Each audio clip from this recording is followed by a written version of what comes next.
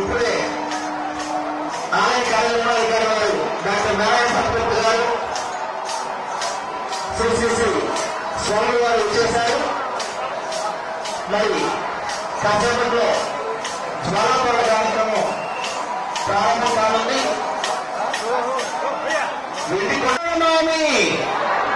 అదిగో జ్వాలాపరణ కార్యక్రమం నెమ్మదిగా మొదలవుతుంది. మొదటగా ఆ జ్వాలని వెలిగించేటువంటి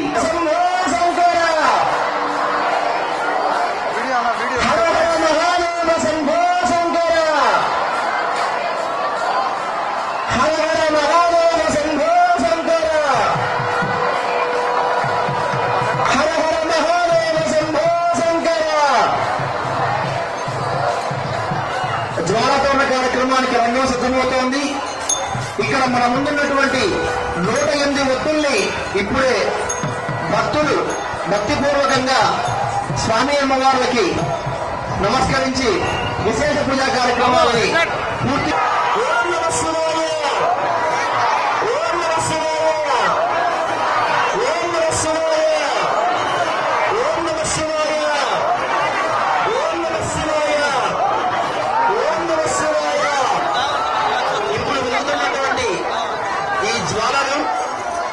ఒక సంవత్సరం పాటు ఎంతో భక్తిగా ప్రతిరోజు పరమేశ్వర పూజా సంకల్పంగా ప్రతిరోజు పవిత్రమైనటువంటి పూజలు ఏకి వాటిని దానాలుగా మార్చి 100 కేజీల దానాన్ని మన సమీపానికి వచ్చి శ్రీ స్వామి అమ్మవారికి సమర్పించినటువంటి చీరాల వాస్తవ్యులు వసుంధరావు గారు పుణ్యం మనం ఈ జ్వాలాపరణ కార్యక్రమాలు దర్శించడం వల్లనే జరుగుతుంది.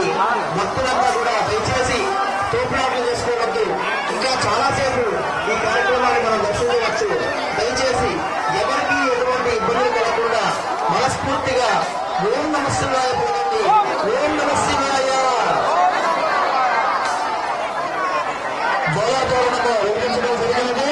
బయట ఉన్న భక్తులు కూడా ప్రకటించవచ్చు. తిరిగి మనకి ఉన్నటువంటి దోషాలని పోగొట్టుకుందాం. శ్రీ పార్వతీ పరమేశ్వర కృపా కరుణా కటాక్షాలు శ్రీగిరి బ్రహ్మాండగా